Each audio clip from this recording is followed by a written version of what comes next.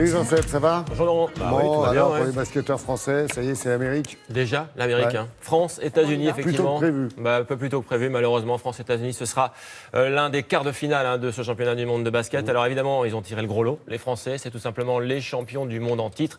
Alors ils auraient pu éviter de rencontrer les États-Unis aussi vite. Oui, mais il aurait fallu gagner Il hier. aurait fallu gagner contre l'Australie hier. Ça vous fait plaisir du basket, hein? Moi, j'adore ça. Bah ouais, du coup. c'est pour les un maillots. spectacle magnifique. Ah, c'est Oui, pour que pour les maillots et les shorts. D'accord. Bah, du coup, je vous en montre. Eh bah oui, allez-y. Allez, c'est parti. Regardez l'équipe de France, effectivement, qui jouait hier et qui a bien entamé ce match contre l'Australie avec de belles phases offensives, comme celle-ci, notamment ce 3 points. Evan Fournier, il a marqué 31 points dans ce match, mais ça n'a pas suffi. Et les Français, ils ont quand même fait la course en tête, avec notamment des contres comme celui-ci. Mais le problème, c'est que l'Australie s'est imposée in extremis 100-98. Et la conséquence, on l'a dit, c'est que la France, d'abord, n'est plus invaincue et qu'en plus, elle termine deuxième de son groupe. Elle défiera donc les USA mercredi en quart. Des Bleus, toujours, mais en football, cette fois, là, on les voit ici à l'entraînement, du côté de Clairefontaine. Ce soir, vous le savez, ils vont rencontrer Andorre au Stade de France, match de qualif pour l'Euro 2020. Ce qui est sûr, c'est qu'ils auront les IN. Cette fois, ils auront l'IN, on l'espère. Le bon, l'IN, il est prêt, a priori. On l'a entendu. Il y aura Umtiti, donc, qui ne sera plus là. Il a quitté le groupe, il est blessé. Pour le reste, Deschamps, il va faire quelques changements. Il n'en a pas dit plus pour l'instant. On va rappeler que la France, elle est quand même première de son groupe. Voilà pour les Bleus. Il y avait aussi, hier soir, on va le voir après ces dernières images de Clairefontaine, et ce tir, les Bleus qui jouaient du côté de Troyes, c'est dans l'Aube. Et ça s'est plutôt bien passé pour les jeunes Français, même si ce sont les Tchèques ici qui ouvrent le score. On est à peu près à la demi-heure de jeu à ce moment-là.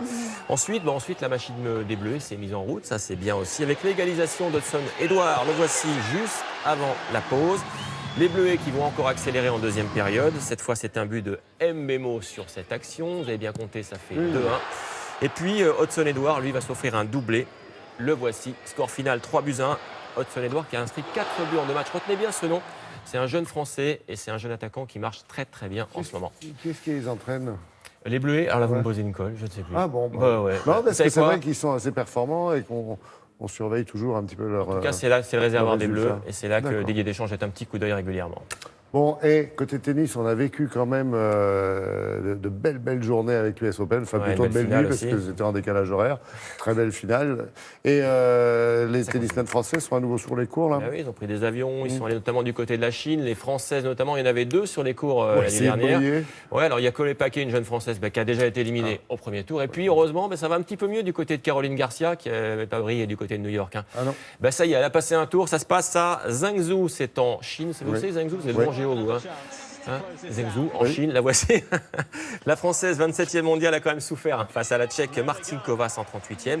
Victoire en 3-7 pour elle et elle pourrait rencontrer au prochain tour Kristina Mladenovic. Si la Française se qualifie, elle va jouer en ce moment dans à peu près 1 heure en Chine. Dans l'actu, il y avait également du cyclisme avec la 16e étape de la Vuelta, une arrivée un petit peu dans le brouillard. Là, vous voyez, à Alto de Cubilla, c'est après 144 km de course. Arrivé en ascension, et c'est le Danois Jakob Fuglsang qui s'est imposé. C'est sa première victoire dans un grand tour, il faut le souligner. Au général, c'est le Slovène Primož Roglič qui est en tête. Le premier Français, Nicolas Hédé de l'équipe Cofidis, est 7e au général. Et voici donc Jakob Fuglsang, joli chapeau, jolie tenue quand même là-bas sur le podium. Allez, on reste sur 2 roues avec le championnat du monde de VTT. Un grand bravo à ce garçon, le Français. C'est le champion. Loïc Bruni, 25 ans, qui a décroché son 4e titre mondial en VTT et descente. Il a terminé 4e de cette course aux États-Unis. Et d'ailleurs, les Français ont brillé là-bas puisqu'il y a un autre Français, Amaury Piron, a terminé 2e de la course. Et surtout, donc, bravo à Loïc Bruni, 25 ans. 4 fois champion du monde quand même. Sacré palmarès finalement là. Bon, c'est plus une colle, j'ai la réponse pour l'entraîneur des Bleus. Oui, Charles est en régie, il a pianoté. Sylvain Ripoll. C'est Sylvain, Ouais. exactement, Sylvain Ripoll. J'étais Moi, bon. je me souviens de lui quand il jouait à Rennes. Bon, c'était dans les années 80. Moi aussi, Ok, j'ai cherché, tournons la page. Ouais. 90. oublié. Oui. On prend l'air. Ouais, sur l'eau, sur terre et puis dans le ciel. Et on va commencer par du kitesurf avec ces belles images qu'on découvre ensemble. Regardez ça aussi, c'est beau Nathalie, c'est le Kite Tour à Wimereux dans le Pas-de-Calais. 33 concurrents donc avec pas mal de vent quand même. C'est pas loin de 40 km/h, donc ça fait un petit peu plus de 20 nœuds. Elle dit c'est bien. Bah oui, c'est bien. Et, du coup, regardez, le truc en plus, c'est le foil. Vous voyez ce foil là, ça permet de décoller au-dessus de l'eau. Vitesse et sensation garantie. 2 Dunkerquois, des locaux donc se sont imposés. Anaïs Mel Desjardins chez les femmes et Charles Brodel chez les hommes. Là, on est dans le Vercors, l'Ultra Trail. 1300 participants. Ils sont partis de nuit parce que c'est long. Gros succès, donc 2 chiffres à vous donner. 86 km quand même à parcourir, hein. 4930 mètres de dénivelé positif cumulé, ça c'est du costaud.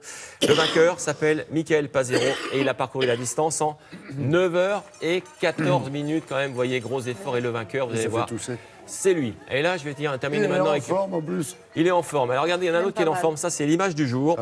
Ça se passe à Moscou, en Russie. Un funambule entre deux tours de plus de 300 mètres de hauteur. Regardez, ouais, le câble, il fait 100 mètres, voilà.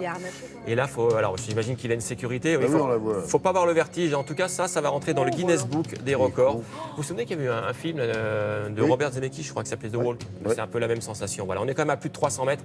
Et on l'a trouvé quand même très impressionnante, ces images. On voulait vous la montrer ce matin. C'est dingue, hein? Voilà. Vous avez le vertige? Ah bah ouais. Je viens de tomber dans les pommes, mais sinon tout va bien. Merci, Jean-Seb.